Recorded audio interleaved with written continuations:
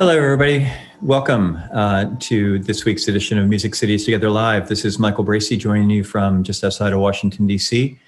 As always, we are so appreciative of all of you spending a chunk of your Friday with us for an hour of conversations about music and policy and infrastructure and the nonprofit sector and how we support musicians and how we all are trying to navigate this incredibly messy year of 2020. Today's show is packed and I'm so appreciative of all the guests who are joining us, and we're going to kind of get right into the swing of things in just a minute. Before we start, as always, just a couple of notes and updates and kind of framing today's conversation. First, obviously this has been, again, an incredibly difficult week and an incredibly difficult year.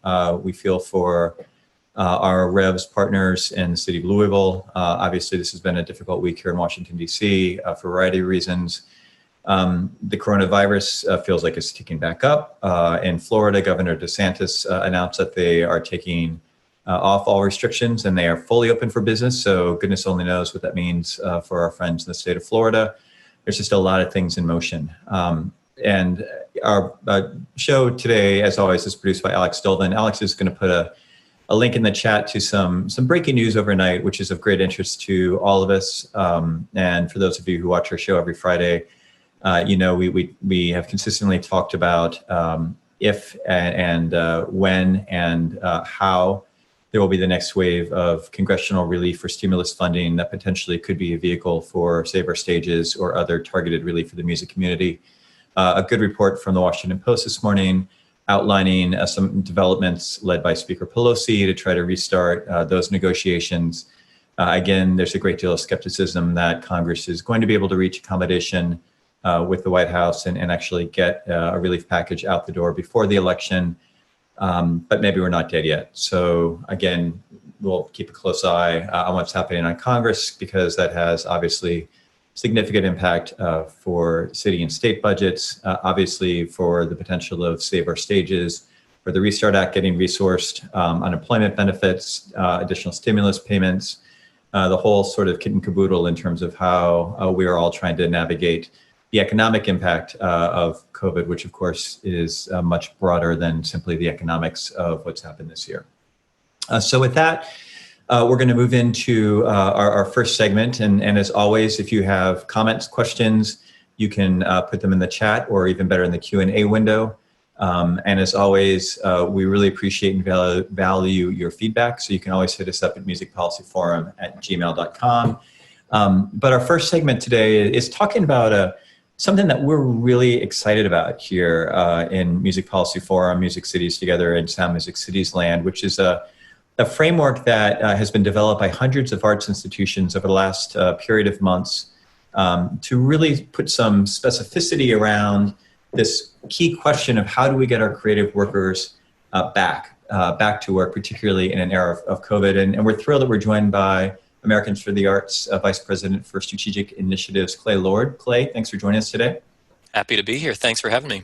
Yeah, so one of the reasons we're really excited about what you all, and we want to be clear, this is not an Americans for the Arts initiative. This is a community initiative that you're speaking on behalf of today. But one of the reasons we're so excited about this is, all of us feel this sense of like, what do we have control over? In a world where we don't have any control and there's just significant vulnerability and emotional exhaustion and just everything. And what came out, in the last couple of weeks is like forward-looking, positive, sort of, it's a real framework for things that we can do and that we can ask our federal government to do beyond, funding and other things. Could you walk us through kind of this concept and how it came about and sort of what are the things that we should be taking away from the proposals?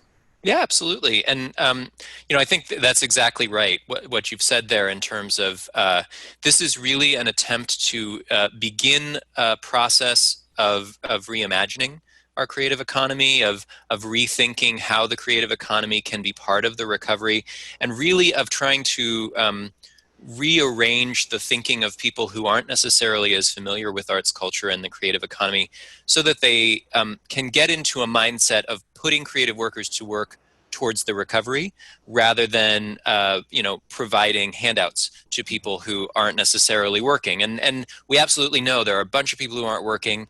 Right now, our research at Americans for the Arts says something like 2/3 of all of the artists and creative workers in the United States are out of work. That's a really significant challenge. North of $60 billion in lost income that we anticipate for the creative economy overall in just 2020. And as the timeline extends on relief, we want to also bring into that conversation recovery as a concept. And that's particularly important because the creative sector, as I'm sure you know, is going to be a little bit behind that curve of movement towards recovery compared to some other sectors in the overall economy. And so we need to start thinking about this now, and we need to have other people thinking about the viability of the 5.1 million creative workers here in the United States, the fact that we generate, when we're healthy and everything's running, almost $900 billion in GDP, towards the GDP in a given year. We are a really active and vibrant engine that needs to be part of that restart, not as a handout, but as an essential component. What we're starting to say now is there is no recovery without creativity. And so as part of that, as you mentioned, we worked with a coalition of what started at about 100 organizations to develop this proposal, which can be found at americansforthearts.org/creative work. It has 15 different sort of very short policy proposals in it that cover things like direct employment of creative workers by the federal government, like the distribution of funds from the federal government to local, state, tribal, and private sector partners in order to support them in putting creative workers back to work more quickly. Adjusting existing federal as well as state and local policies that currently discriminate against creative workers and other independent workers, and that need to be adjusted in order to accommodate that giant percentage of the workforce, 55 million people who currently are only temporarily accessing unemployment benefits, and actually currently not right now, as well as are discriminated against in terms of food policy, housing policy, copyright, things like that. It also covers some policies about integrating creative organizations and creative workers preemptively in sort of future recovery and resiliency efforts, so that we're not considered an afterthought, we're considered an integral part of nurturing and reinforcing the creative life of a community at a fragile moment and dealing with issues of trauma that can occur and are occurring right now for every American. And finally, creating better and broader access to arts culture and arts education, including by subsidizing cultural organizations, individual workers, commissioning new work that can occur in public spaces that can be accessed for free or low cost, as well as investing in the digital transformation of the cultural economy, integrating goals around broadband access for everyone, but also around educating the creative sector and people in the creative sector so that we are better able to put our work into the digital space, and we have the tools and agreements in order to make sure that that's done equitably and that creative workers end up being paid fairly for the distribution of their work into the digital spaces. Thank you for that overview. And again, Alex has put a link into the chat, and everybody can kind of dig into this. It's a very dense document, and that's meant as a compliment, just in terms of the sort of depth of the ideas that are reflected there. And it's, part of what makes it so important or so interesting from our standpoint is we've talked often about, the sort of structural advocacy challenges of looking at things like NEA budget as some sort of proxy for cultural policy. And when we know that the needs are so dramatic, and certainly in this year, unfortunately, that's been that much more stark, especially for those of you who watched Michael Seaman's presentation on our program a couple of weeks ago. We know the numbers, and bringing Hakim Bellamy, and Hakim is a working artist who also is part of the Cultural Services Department in Albuquerque, so he's got multiple kind of perspectives on this.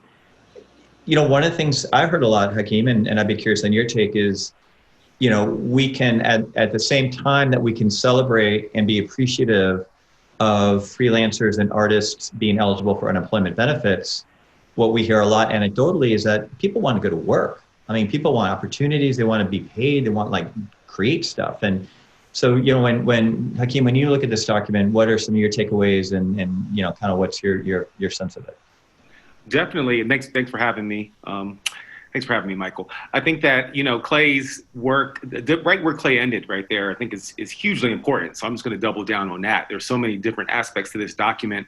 The City of Albuquerque Cultural Services Department has endorsed this document. We feel like it speaks to all of the needs that we've been hearing prior to March 2020 and after March 2020. But as we talk about really catapulting our creative economy and our ecosystem, a few light years ahead of what had been a kind of static gig economy, subsistence, survival as a performing artist or a creator in Albuquerque, is that workforce development piece that we're not just seeing that, and I appreciate Clay mentioned this on the call that I shared with him yesterday, that it's not specific just to creative artists. I mean, the gig economy, right, is broader than creative artists. And so when you're talking about interventions to that economic system, it's more likely to get buy-in from, large municipalities and federal governments if that intervention benefits folks beyond the creative arts sector. It's how we make likely and unlikely bedfellows when we're all advocating in the same direction. And that was true in just what you said, Michael. It was very true in expanding unemployment benefits. It is equally true in workforce development for this new kind of virtual, that's where we're going to be. And a lot of, municipalities and governments were dragging their feet on kind of stepping into the new age, for lack of a better term. I'll steal Imagine Dragons lyrics there. But that this space, even we found it difficult because we manage museums, our department manages museums in Albuquerque, that even our education team was, they were struggling the first few months in the pandemic around, and these are really well-trained, well-experienced educators, but now this whole body of work that we have, and to be able to put that in a virtual space because it is the public's and it's public tax dollars that are paying for this programming, we have to figure out a way to get it to them better. Pandemic or no pandemic. And so this was really, it was a wake up call for a lot of folks that were just like, you can't do things the way you've been doing it and you won't be able to moving forward. That is true for artists, performing artists. I'm a poet when I'm not a bureaucrat as well. How are you putting your work out into the world? So these are really transferable work skills that we're talking about developing and investing in for future generations, and not just for the future generations of artists. And I'll button that by also saying that the reason that we know that particular element of this proposal is so on the right track, look at the commercial real estate market. They're already talking about retail office space being a thing of the past because most businesses are figuring out that having people work from home is a more efficient thing to do. So I don't need a lot of, strip mall office space anymore. I even heard something recently about doctors' offices beginning to move into malls because that's what they're talking about in the office space market. And so that is really the bellwether, the canary in the coal mine for this kind of virtual workforce development. Can I just tag onto that, Michael? So I think, and this echoes something that you said at the start, which is that this is a hopeful document. And I think that we in this work have been trying to work from this mantra of finding the opportunity inside the crisis. And I think that what Hakim said about the state of the creative economy before any of this happened is really important. The creative economy was not a healthy place before this. It did not serve the bulk of the people that make up the creative economy well. And coming out of this, we can either go back to that or we can go to something better. And we have what we see as an opportunity to possibly get some federal assistance in transforming the creative economy temporarily, and then that federal assistance will leave and we'll have to have created models that can survive and thrive. But for example, some of the work that we're seeing in that happened pre-COVID, but things like AB5 in California, which were they're really challenging laws because of the creative economy's unhealthiness, but the premise of them, in that case, the idea that people who are essentially independent contractors but are working at for specific amounts of time in specific places deserve to be treated in the same way as other employees do. That's inherently a good idea. It just needs to be managed in a way that allows for our field as well as the other fields it actually was intended for to catch up. And that's what we hope this proposal provides in the guise of the development of a federal workforce program. Mm-hmm. And something that again, we, really jumped out at us, and we're going to talk about this in the Seattle conversation in the next segment, but, it feels like there's been an evolution in terms of public sector, either at the local, state, or federal level, really be more mindful about what is the intersection in terms of creative workers and creative perspectives inside the day-to-day work of how we operate, how government works, how we communicate, how we tell stories about how programs work, all these things. And so in Seattle, part of that was for a period of time, the Office of Music and Film being a cabinet level position to have access to all the other departments. We saw in the Obama administration, one of the things that we really applauded was a sort of notion, again, that part of the power of the National Endowment for the Arts is not simply in grant making, but is having access to all those other, leaders across the whole of government. And I love, again, part of what I feel like you're doing, what the field is doing in this approach is that it's taking that idea of like arts integration across these sectors in a way that is not temporary, is not based on like relief. It's more like just an evolution of how do we align these resources. Well, and I think it's interesting because I think in a way it's not even something we have to take. It's just something we have to recognize. Right. I think that we, for some reason, have been very hesitant as a field to recognize that only less than 200 billion of the $878 billion that are generated each year are generated in the nonprofit space. That creative workers don't particularly care who they're working for in terms of their tax status. They just want to get paid and paid fairly.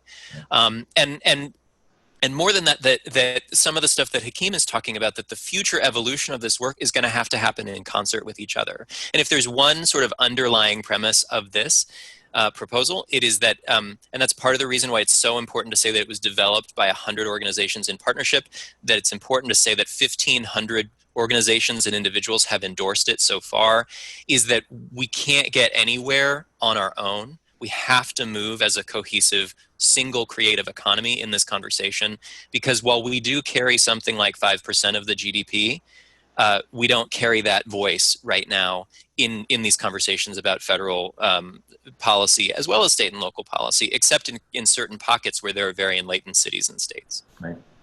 So Hakim, back to you. I mean, I'm curious on your take on the tension between sort of the commercial and non-commercial sectors. So the sort of quote unquote industry aspects of, music or spoken word, and how that sort of interplays with the more kind of non-commercial or public, kind of facing or public piece of arts, presenting and public art and things like that. I mean, I'm curious. I mean, I think part of what's interesting about bringing this conversation forward is for many, many people in the commercial sector and like independent venues and managers and others, this is a brand new conversation. And I'm just interested in your take on like, what becomes the interrelationship between, again, kind of the traditional commercial or business sector and then kind of the more non-commercial or public sector and how those fit. Absolutely. That's you teed me up really well, because that's what I was going to I was trying to, after Clay, because I was like, I want to take us to a different space here. But I would want to say to what Clay said is that it is, when he mentions of 5%, in other sectors, they get to collectivize that, like even going as far as saying collective bargaining and, and having some sort of public interest, special interest representation at the table of policy. And, we don't have that. We don't have that. And so I feel like that's what this also codifies that. It kind of helps to bring that into policy. And when we were just talking yesterday, I like the fact that when you can embed it across different departments, like whether it's some of it's the Small Business Administration, some of it is in the economic development, you embed it in little pieces. And I've learned this in my second run here as being a bureaucrat in city government, that the more ways you can embed it budgetarily, that's even a word, in different parts of the city government or federal government, the harder it is to remove, right? Especially on a whim of an administration change, right? And so I really think that's, to me, is the strength of the proposal that Americans for the Arts is putting forward. To get to what you were asking, I literally had this conversation, Michael, with Senator Udall's office. Anthony Cedillo is one of the guys in Senator Udall's office. And, we talked about so many things, all things New Mexico and the arts. But then we kind of talked about this moment of, like we were just saying a little bit earlier, the gig economy hasn't historically worked well for artists. Like it's been enough to get by. It's been enough to make rent. It's been enough to feed your kid occasionally and go and see a lot of places. But you weren't putting any money away, no retirement fund, no real safety net for yourself. If something catastrophic happened in your life, a catastrophic life event happened. And so we know that wasn't working. As we look at moving forward and saying, okay, we're going to get out of this kind of psychology that we've had, that good art will rise to the top.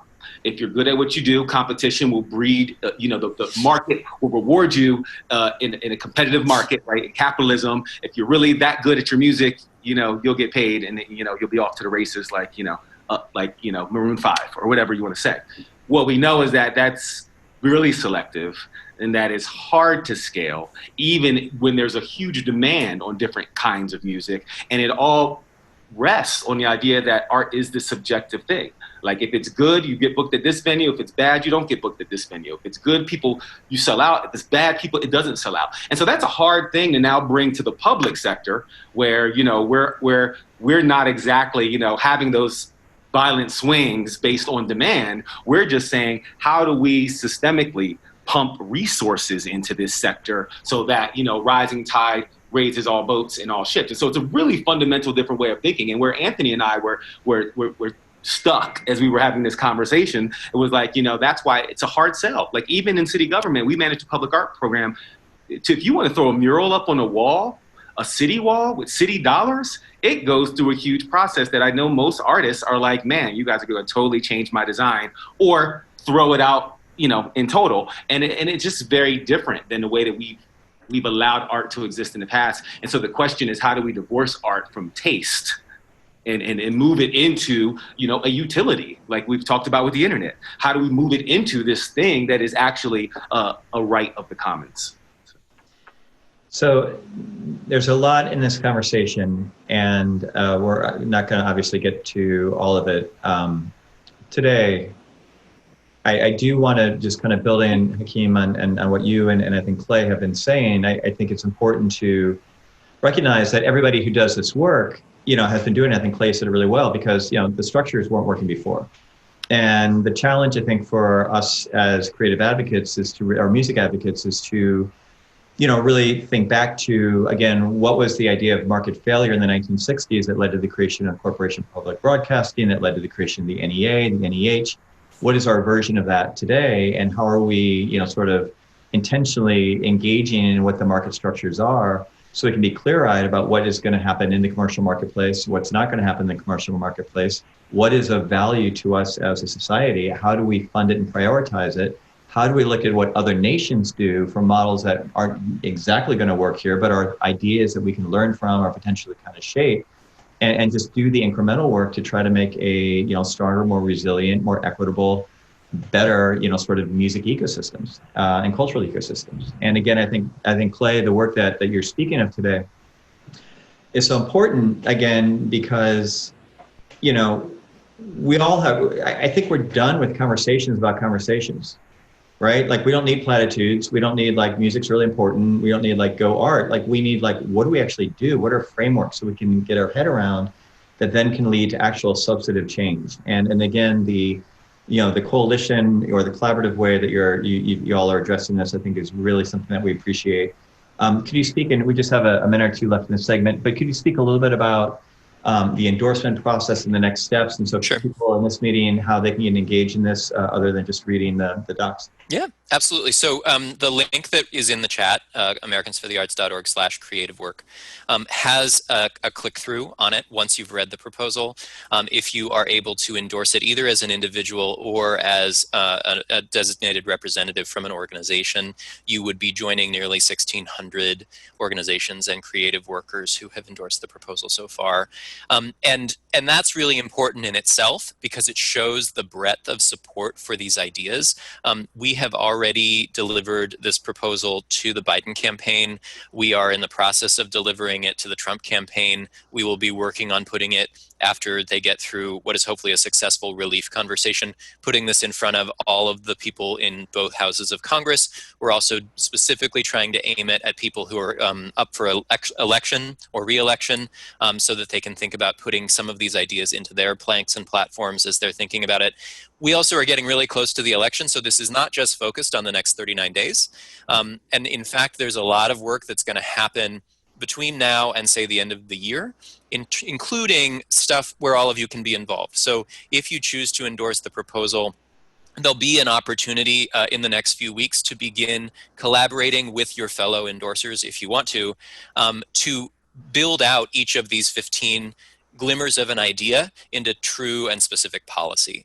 And that's being done in conjunction with the initial coalition that developed it, which is called the Getting Creative Workers Working Coalition. You're also welcome to join that. You can email me and I can set you up with that. And then it's also going to be in collaboration with other state and local and federal partners as we try to turn each of these things into something that, whether it becomes federal policy or not, is the spark of a really great idea that emerged from a cohesive field. And so, as we get towards January, as we get towards, the first day of the next administration, the first 100 days of that next administration, we believe that there are specific actions that need to be taken in that time if they're going to be taken. And we've lined those up first. And we hope that we're grabbing the right ears and that some of those in some form or other end up happening. We don't have any illusions that this exact language is going to be adopted directly into federal policy. But if at the end of this we get some direct support in some form or other for the creative economy and creative workers, it will be really, really important as we try and move our whole sector from relief and into recovery, and as we try to rethink and reimagine what the creative economy is for ourselves and for all of these communities out in the United States. Clay, that's so well done. And Hakim, thanks as always for joining us. We're excited. We're going to be, as Music Policy Forum is going to be as engaged in this as you'll let us. And for folks watching today, feel free to ping us again at musicpolicyforum@gmail.com if you want to brainstorm about what this stuff means for you and your community. And also, again, reach out to Clay, reach out to Hakim. This is all about networks and collaboration and information sharing. So thanks again. Great work. And looking forward to seeing where this all goes. And now I'm going to bring in Kate Becker, our Music Policy Forum board member and queen of all things everything. Kate, thanks for joining us today. Oh, please, Michael.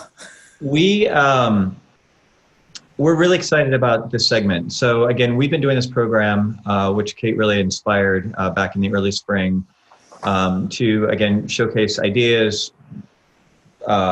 check-ins. Just really, all these conversations about what's happening this year. And what we're going to do for the next month and a half or so is we're going to do city check-ins, basically. We're going to check in with what's happening in some of the communities. We've been doing a lot of work through the Revs initiative or just through other relationships. And it's an opportunity not to talk about like reopening or Revs or talk about, the specifics of like what Clay just presented. It's really an opportunity to try to step back and get a snapshot of what's happening in the community, not only related to 2020, but just the broader dynamics. And so Kate was very kind to reach out to some of the folks in her network. And of course, it's a fool's errand to say that, through a number of speakers in half an hour, we can tell the story of the Seattle music community. So we know that we're limited in terms of a lot of the design of this conversation. But we're just really excited to check in on Seattle. So Kate, why don't you take it away? Well, thank you, Michael. I continue to be in awe of the fact that I'm even in conversations with such brilliant and strategic people as yourself and Hakim and Clay. But we have our own slate of superb panelists today to come talk with us about the great work they are doing in Seattle. I have had the pleasure of working with these folks 201. I've worked with them for a number of years. So I'd like to have them come on screen and start introducing themselves. Jess, you want to go first? Jessica Toon, there you are. Hi, everyone. Hi, Kate. Can you introduce yourself and tell us a little bit about the work that you're doing? Sure. So my name is Jessica Toon, and I'm the executive director of the Pacific Northwest chapter of the Recording Academy. The Recording Academy is really known for the Grammy Awards show. But much more significantly, we are a not-for-profit organization that serves music communities across the country. So year-round, we focus really deeply on supporting and advocating for the economic and societal health of our music communities. And the Pacific Northwest chapter runs Washington, Oregon, Idaho, Montana, Wyoming, Alaska, Hawaii, and Western Canada. So that's me. I can talk a little bit about what we've been up to. Sure, that'd be great, Jess. Sure.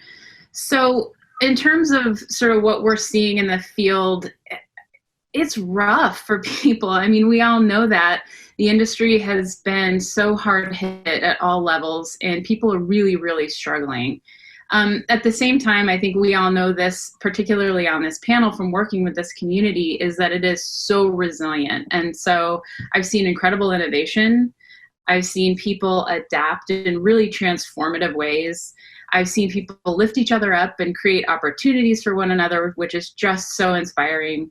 And that's the Pacific Northwest, right? Like, that's what we all know and love. In terms of the work that we're doing, you know, I'm sort of looking at this as survival first, with a strong eye towards rebuilding and recovery. So really that's looking like arming people with resources and aid, and then really focusing on advocacy. In terms of resources and aid, you know, none of our pre-existing individual crises went away when the pandemic started. In fact, everything was just compounded and amplified. And this is a vulnerable time for everyone in this industry and beyond, particularly people in our community who are suffering from addiction issues and mental health issues. And so through MusiCares, we've been really focused on providing free recovery services and therapy sessions. I'll also drop a plug here for SMASH, which is another incredible local resource in our community. And then money, like, people aren't working and they still need to pay their rent and pay their bills. And so through MusiCares, we set up a COVID relief fund and have distributed more than, I believe it's about $23 million. That is that's a great number, but it's a teeny number compared to what the federal government could and should be doing to support the creative industry. So the CARES Act was a great start, but that was in March. And I don't know about you, but for me, March feels like 5 years ago. So all that money's been allocated, and we really need a second COVID relief package, and we need it now. Michael mentioned this at the top, but there have been some movement in the last 36 hours which signal something positive. And we need to save our stages, right? Like, we need to demand that lawmakers pass the SOS or Restart Act. And as communities and as individuals, organizations, and even our unions, we really need to band together to fight to save this creative industry and economy. And so we have been trying to mobilize all of our members and people in our community. We can't afford to lose any ground in terms of fair pay, royalties, copyright protections. So we continue to fight for the HITS Act, the CASE Act, the AMFM Act. You know, as an organization with the platform that we have a responsibility and an opportunity to be at the table. So we've testified in front of Congress. We've met with legislators on both sides of the aisle. But the most impactful thing that we can do as an organization and as a community is mobilize the people, right, to speak up. So we've heard this a million times from lawmakers. It's the individual voices of their constituents that have the most impact. So for everyone who's watching today, I just encourage you to really get involved. You don't have to be a civics or policy expert. Just make your voice heard. Write letters to your senators and your district reps. Share your personal story. That's really what moves them. Make phone calls, tweet. Just use your platform to lobby for protections and rights for yourself and for the industry. And if you don't know where to start, we have a section on our website that I can post in the chat to get you started. And I'll also post my personal contact info so you can just message me and I can get you off to the races as well. That's great. Thank you so much, Jess. Pak, would you like to come on and introduce yourself and tell us a bit about the work that you are doing, the deep work that you are doing? Thank you, Pak. Hi, Kate. Thanks for having me. Thank you also for having me, Michael. It's been great to hear from you, Clay and Hakim and Jessica. My name is Daniel Pak. I'm a singer, songwriter, producer, originally from the island of Oahu. And I am the co-founder and executive director of a nonprofit youth record label called Totem Star. Totem Star has been around for 10 years. It's our 10th anniversary. Of course, it coincides with COVID and a lot of action on the streets. But basically, we got our start working with 10 young men who were released from juvenile detention here in Seattle. We started with 10 at the beginning of the summer, and we ended with 10 at the end of the summer. And that was a huge thing, that we were able to really create a safe, encouraging, inclusive, creative sanctuary for these young men who were really interested in learning how to make beats, record, write songs, record vocals, learn how to, basically produce music. The sad thing is when that program ended, we found out very quickly that a third of them had been rebooked into detention. And that was the moment. That was the moment that we realized it was the universe telling us that we needed to, this couldn't be just a one-time thing. We needed to make this a consistent space for young people to go to seek creative sanctuary. And it was actually Kate. It was actually Kate who encouraged us to start applying for grants. We're just the other co-founder is Thaddeus Turner. He's a renowned guitar player here in Seattle. He's the music director for Diggable Planets. And, he's just very well known in the Seattle community. So it was just him and me. And, we're two musicians who've never learned anything about nonprofit management, but Kate really encouraged us to start applying for grants. So we did. We started to get grants. And 10 years later, we find ourselves in a situation where we've served over 2,500 recording artists here in Seattle, from all over the city. I mean, they're coming from when we see young people from neighborhoods who probably wouldn't have a chance to meet unless there was a space for them to gather, collaborate, learn about each other, spend time with each other, learn about each other's stories. They might not even have met. And so those are some heartwarming moments for us. In the last 10 years, we've produced music, we've hosted shows, we've partnered with a lot of different organizations in the city, including, Seattle Public Schools. And I think one thing that we really, really, really know that we do well is youth engagement. We really know. I mean, I consider myself a young person too. I'm a father, but I'm always going to be a young person, always wanting to learn, always wanting to challenge myself and tell my story, so that the world can know that I exist and my opinion, my perspective is worth something.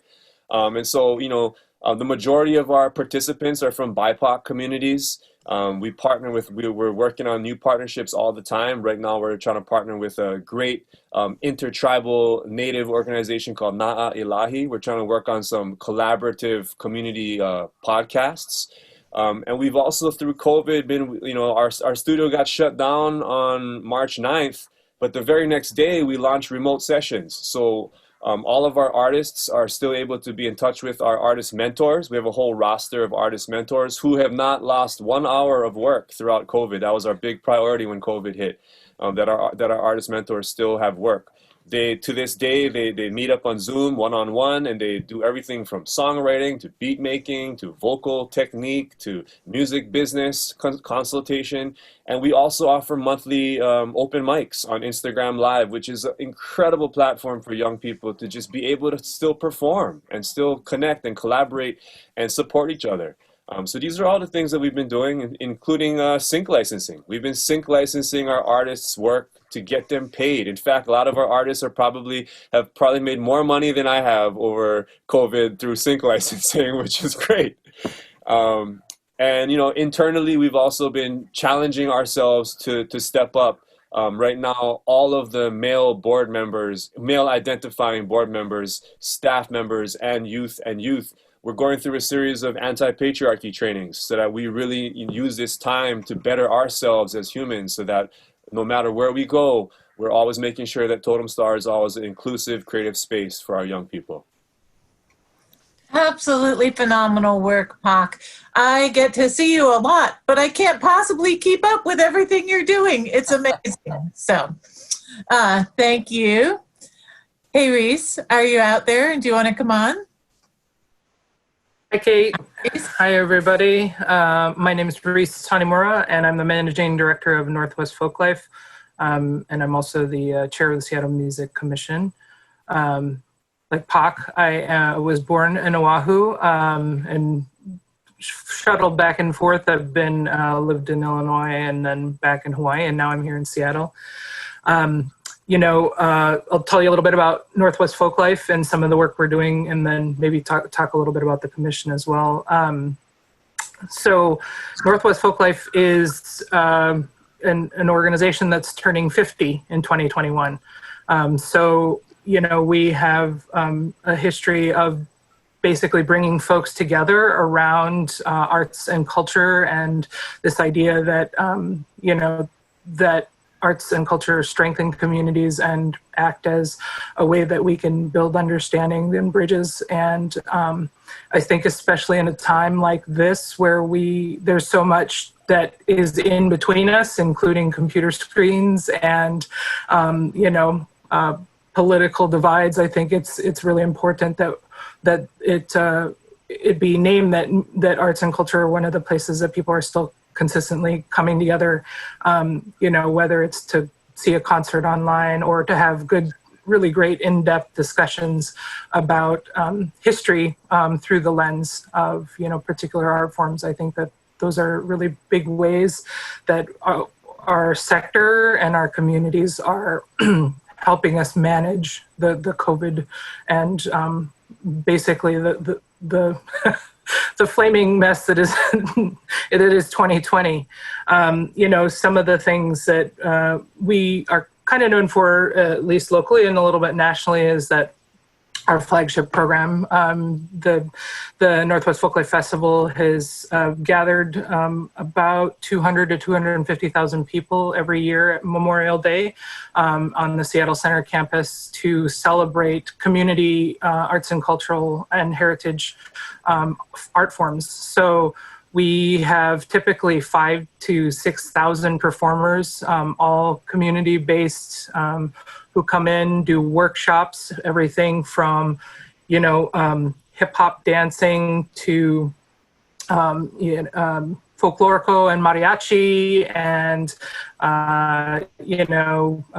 East Asian classical singing. I think there's just such a variety, and all of those communities are actually based here in the Northwest. So, what our focus is to not just highlight, but really bring community coordinators from those communities to the table to say, what is most important to show about your community, and how do you want the other parts of the reaches of our community here to interact with you and engage with you. And that sort of culminated in the 4-day festival.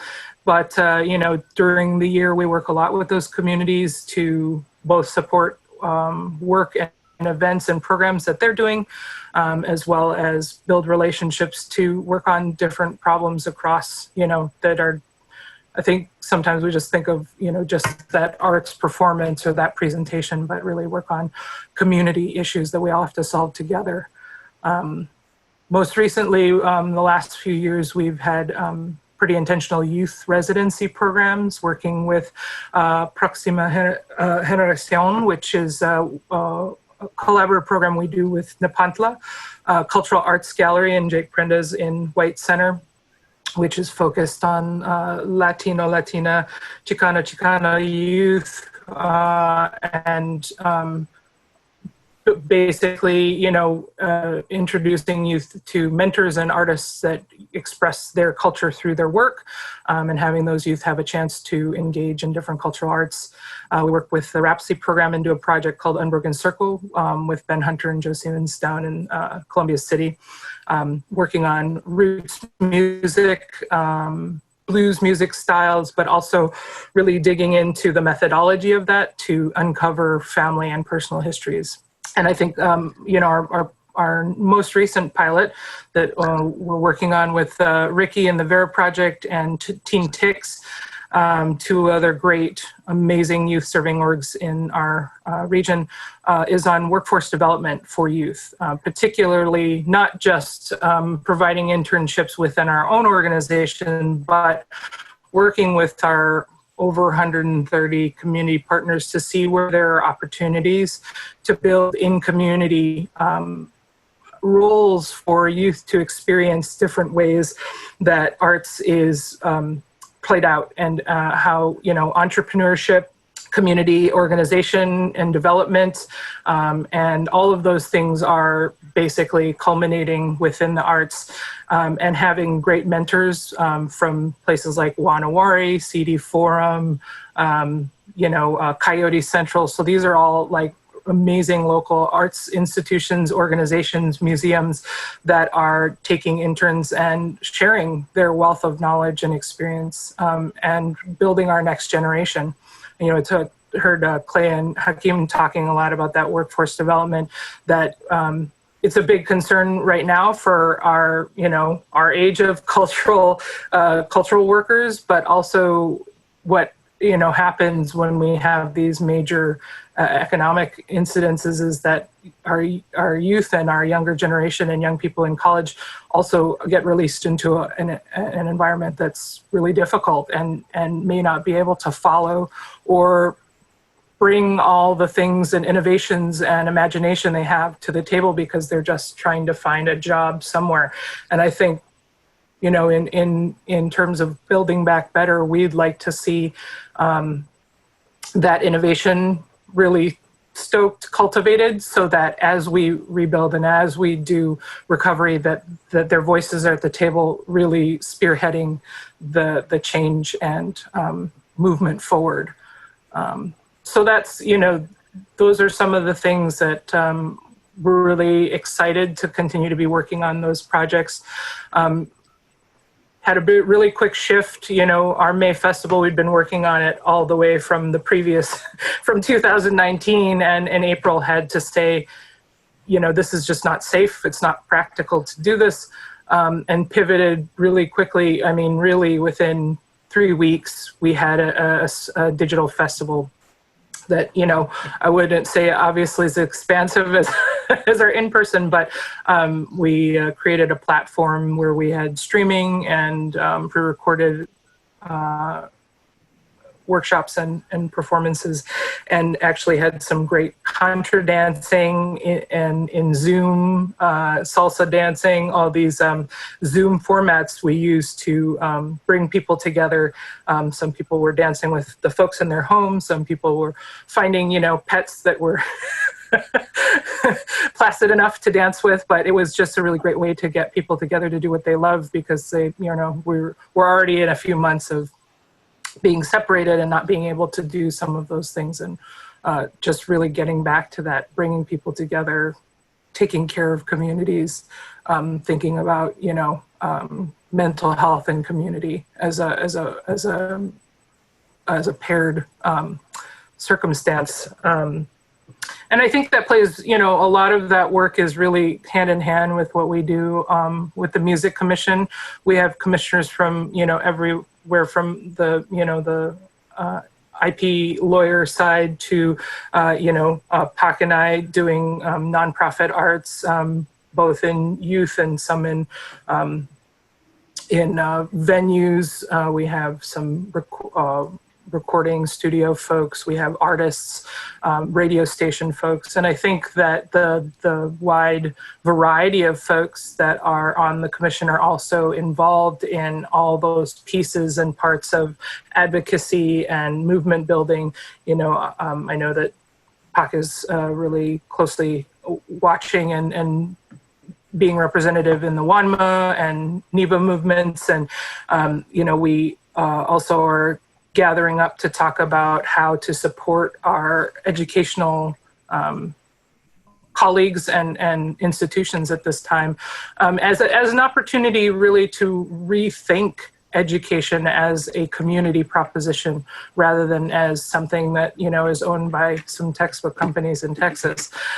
Just really trying to think about how we can utilize artists and culture bearers within our communities to spearhead, deeper learning about why we have such deep social unrest at this time. It's not just because of May. It's not just because of 10 years back. It's a history that's even long past the founding of our nation. So, and I think that we have Indigenous, Black, communities of color, culture bearers, artists who are deeply involved in that work and know that history very well, that have a lot to bring to that realm and potentially match the resources that are coming from educational communities to really resource that as the way forward in education. I think just referring to what Hakim said as a just close up here is that it's just thinking differently about how we go forward, that it's not siloed, public, private, nonprofit. It really has to be a scope and a scale that we're working across sectors, and we're really thinking about how to utilize all our resources and investing in and across the sectors to make sure that we all thrive as we go forward, and particularly paying attention to, communities that have been undercapitalized and have been kept out of, both space and having real capital to drive entrepreneurship, thinking about putting those communities forward first, because that issue hasn't just arisen because of COVID, that those issues are deep and have been longstanding. And so how do we use this moment where everything is kind of burning down to build something that's different and new and innovative, as we know our community can, because we are the creators and innovators. Yes. Thank you, Reese. Somehow I missed your virtual dance sessions, but I'm going to look into that. Hey, Ricky. More to come in October. Okay, great, Reese. Ricky, can you pop on? Ricky Grabowski, Executive Director of the Vera Project, is with us. At least we think he's with us. Yeah, how's it going? Oh, there you are. Hello, Ricky. Sorry about that. So happy to have you. Would you introduce thanks. yourself and talk a little about the work of Vera, the amazing work that you're doing there? Of course. Thanks so much for having me, Kate, and for everything, and Michael as well. Great to be here with everybody that I get to talk to pretty regularly now. Also awesome. I'm Ricky Grabowski, Executive Director of Vera, as Kate said. The Vera Project is an all-ages music, art, and organizing space. On most years, we're a music venue, have 3 to 4 shows a week, along with classes in live and recorded sound, screen printing, organizing, leadership, pretty much anything in sort of the creative sector. We try to bring in classes and rotate them in and push through sort of a peer learning model so folks can really take advantage of any creative interest they actually have. This year, though, obviously we've made a lot of shifts. We've been hit pretty hard just due to the fact that almost all of our work happens on site, since the real value of Vera is this intersectional, intergenerational community that comes together not only to put young folks and particularly marginalized folks on stage, but also to use that as a tool for social change in the communities that they're all a part of. Since we exist to build up this voice for young folks, to provide a platform and literally a stage, not having that stage has been difficult. And I know that's the case for everybody in our sector and everyone in the country in general, frankly. But we have had an incredible opportunity to sort of shift everything we're doing to kind of mutual aid work and direct COVID relief efforts. So the first thing we did is kind of what we do best, and put together a benefit show. That's what Vera always does. If we're not hosting a benefit show, all of our shows benefit the young folks in our community as a nonprofit. So that's our goal. But we started raising a bunch of money for DIY spaces at first, keep sort of the underground and unconventional economy going. That's something that can't really be easily supported by public and formal institutions. So we have tried to take that on as effectively as possible this year. We've done some good work in that area, but There's just so many barriers and so many struggles, both prior to COVID and that have been magnified by this crisis and intersectional crises of institutional racism and so many other things that are hitting at the same time this year that are crushing those young folks, marginalized communities, Black-led orgs, BIPOC spaces. Every sort of group that we work with and try to support is suffering the most. So that's been our whole focus, but it's been a huge privilege to have that focus. So what we've been trying to think about in terms of what's happening in Seattle and how we can contribute long term is how to build not just coalitions, but movements that can intersect with our art sector and offer opportunity outside of profit. It shouldn't have collapsed our entire industry, our entire workforce, reduced opportunities for all young people within 3 weeks of a pandemic. And it truly has been these organizations putting their own needs, our own goals aside in favor of this mutual aid work and relief efforts that have kept communities going, young people engaged and taken care of, and inspired new people to join the fight kind of for the first time ever. But quick shout outs, folks like local nonprofit Langston and the affiliated Seattle Artist Relief Fund, which just passed their $1 million in funds dispersed. Landmark, absolutely incredible. Local BIPOC-led coalitions like King County Equity Now and Decriminalize Seattle, who got to celebrate the first of hopefully many, many victories earlier this week with the start of defunding the police at City Council.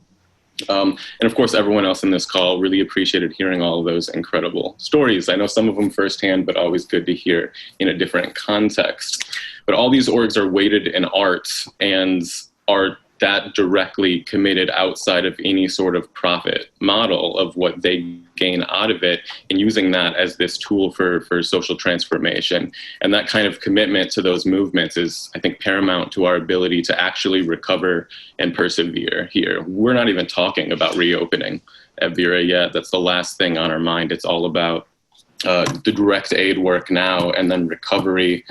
And then after that, maybe we'll start talking about rebuilding, but that's 6+ months away. And I think everyone that's part of a grassroots org or an arts nonprofit in Seattle knows that 6 months is a long time to plan ahead. That's not our usual order of business. But I think this sort of means that nobody has the luxury anymore of thinking only about themselves, their business, their profit, or the bands they want to put on stage. None of that really matters. We always hear, especially when some sort of crisis like this, but a million times a day, a week, a month during COVID, that we're all in this together. But realistically, and given the disproportionate impact of COVID, institutional racism, all the things I've been saying and everyone has touched on today, we're really not yet. I think we can be, and really inspired by all the work everyone's doing on the ground and hearing about all these different policy proposals and potential opportunities we have to create bills that can genuinely provide relief even under our current administration. But I think it, like Pac and Reese both brought up, it really is going to take literally all of us contributing to this. So we all need to put in the work as organizers, bring about some genuine radical change. When venues reopen, when the music industry is back moving, it can't be the same as it was before. It needs to center equity. It needs to center advocacy. We need to talk about community as a core aspect of everything that we're doing across the sector. Young people need to be prioritized on stage. Black-led community centers need to actually get some funding. There needs to be Black venue owners in a city like Seattle. We can't be a music city without making these kind of radical and immediate changes that so many people have been working on for so many years. But honestly, until this year, I didn't know that was possible. Like, I am inspired by everyone here and all of the really incredible protest work that I've seen, that we can actually make those changes. Vera has done a pretty good job in our own kind of micro community, right, of building up some new opportunities and a platform for these kinds of conversations. And like Pac, I really appreciate that kind of fighting the patriarchy work with training. That's been something that I've seen a lot of arts orgs take on, which is fairly new, even in our sector, as organizations working in sort of a progressive light to really take on anti-racist work for the first time in a truly meaningful way. And seeing more and more of that has, I think, pushed especially the young folks that run Vera and run the arts community, from my perspective at least, that extra drive to take something new on. So I think just to close out here, yeah, I would love to see that continue to be prioritized, especially when we're talking about things like Save Our Stages, these big acts that are going to be incredible and literally vital. Like, no one wants to see every single one of these music venues disappear, our arts institutions collapse, but I'd love more of the conversation to be focused not just on the creative economy, but how young folks can create art outside of that economy and how we can take care of each other and build mutual aid efforts and some genuine progress in this industry without having to focus on that baseline of an influx of cash. If I could jump in, those were all fantastic. Thank you. We're going to go for about 10 more minutes just to extend the program because there's just a lot to unpack here. And certainly, if folks watching have questions, put them in the Q&A and we'll try to get to as many as we can. Just a couple observations and just to pull some of these threads together. I think everything that you all said, gets at the heart of, the work that Kate and me and the rest of the Music Policy Forum and many others have been trying to do, for a long period of time, and we're excited to do, which is how do we basically build power and strengthen power, through collaboration, through mentorship, through sharing ideas. I'm so struck, Ricky and Daniel, hearing you talk and just, thinking of the echoes of Youth on Record in Denver and Roots of Music in New Orleans and Warehouse 508 in Albuquerque and just thinking about what will it look like over time if we can really strengthen some of those relationships where that's helpful to say we all don't have to reinvent the wheel if we're trying to do similar things around youth engagement and culture and power, and things like that. Or I think, Kate, about, all the work that you do and your colleagues do and Scott, Close to Lake with the City and many others. And so this is not the Kate Becker show, but, working in, the public sector, wanting to be a bridge not only to the music scene through the commission, but also trying to get outside of the Seattle bubble to talk to other cities about what are you doing and what are we doing and how do we get better at what we do? Because ultimately, I think I was unbelievably fortunate to spend my 20s in Seattle with my wife and living there from 91 to 98. We know how music and culture changed that city, and ultimately, that's a real question. I'd love just to get Kate or anybody's take on this about like, how can art and culture thrive or even sustain given the economic changes in that community? Like, how does it work? The math doesn't seem to work, just in terms of affordability. Well, it's a real issue, and I absolutely welcome any of these panelists to jump in on answering that question as well. But we do see lots of artists, musicians, cultural workers moving out of the city limits and further out from the core of the city because they simply can't afford to be there anymore. And now with this crisis upon us, it's amplified exponentially. So anyone jump in on that? I mean, I just want to harken back to what Ricky said, that, we really need to, we talk about it as how do artists or how does the cultural sector catch up? And really, we just have to reframe the conversation. It can't be all about making money. It detracts from the range of how arts are encompassed and integrated into everybody's life. And particularly for BIPOC communities, I've heard it expressed very well through some Indigenous friends. I'm not an artist. I'm not a drummer. This is a part of my culture. And so, yes, some of those things that I engage in sometimes bring monetary benefit, but to separate that into something that I make money doing because that's the way I make a living, I think it's difficult, right, to say that you're just going to take this little piece and then be able to compartmentalize that. So I think that changing the paradigm and changing the narrative is that it can't all be around driving profits so that people can afford the cost of housing in any given city like Seattle or Austin or those places. That if we don't change the narrative, it's just going to continue to rise out of proportion. Yeah, like Reese said, we're trying to do a lot of this work at the level of the Seattle Music Commission. And what we did before COVID was really try to, as part of the youth and community, there's a youth and community committee and an advocacy committee. of the Youth Seattle Music Commission. And one thing that we really tried to do is to get youth voice. Like we keep, one thing that I keep saying is we keep trying to make decisions for young people. This is what young people need, but where are the young people to speak for themselves? And so we put together a series of what we call just community roundtables. And we brought young people from all different, parts of the music ecosystem in Seattle together. And at one particular roundtable at Washington Hall, this is the most diverse group. I mean, there were young people from music, theater, advocacy groups, spanning many different genres. So it was a really good snapshot of where young people are coming from. They basically all said the same thing. They understand what's going on with the city. They understand how this tech and Amazon and Google culture is infiltrating our city and displacing a lot of communities, especially BIPOC communities. And they said the only wish that they have is just to be able to make their art in this city, to perform their art, and just a place to live. And that's just their basic needs, is just a place to live and a place to make their art. And so in Seattle, I think I'm actually really, really excited about things like the new Cultural Space Agency.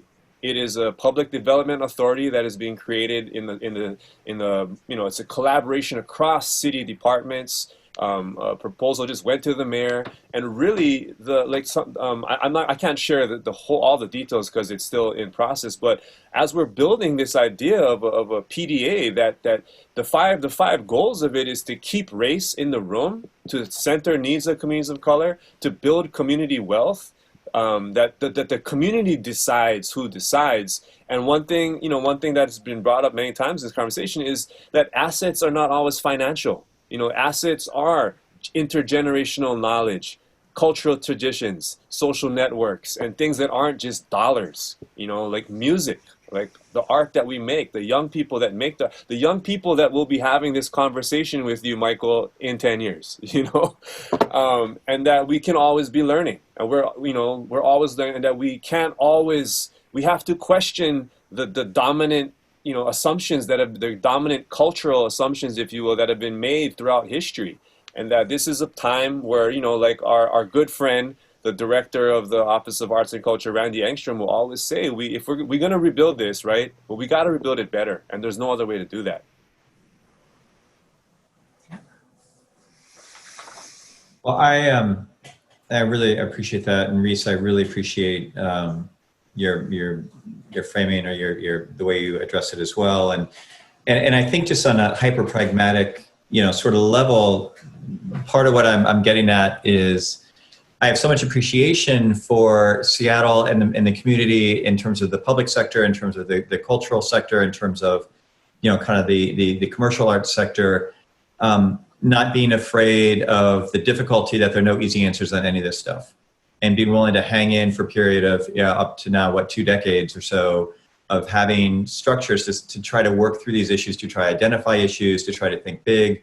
And often I think we see cities where, certainly this has been a challenge in my hometown in DC, where we have many of the similar dynamics around the changing nature of the city and what is the role of our local culture in that, and what happens with venues and ownership and access to markets and all a lot of the same sets of issues, but we don't have the traditions of having the structures around how do we come together to talk about it, and how do we network, and how do we get to know each other and all that stuff. And it's something I think, hopefully over the next number of years, as we think about, again, to bring back some of the stuff that Clay was talking about and some of the earlier conversation, as we're really trying to think big and bold and different, that some of this stuff is process. Some of the stuff is who's at the table and how these conversations happen.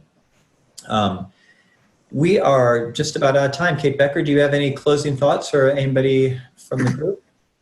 Anything anyone has to get in before we wrap this up? Anything burning? Okay. I just really want to thank you all for joining us today. This has been fantastic. You have certainly raised some issues we haven't been talking about heretofore on these sessions, and you all are brilliant and making Seattle and King County so much better than it would be without you. So thank you. Thank you, Kate, and thank you to all of our guests today. And as always, thank you to our producer, Alex Dolman. who does great work, and we really appreciate his work. We will be back next Friday with another program. As always, comments, questions, suggestions, very sweetly worded constructive criticism is also welcome at musicpolicyforum@gmail.com. Thanks, everybody. Have a great rest of your Friday, and knock on wood for good things next week.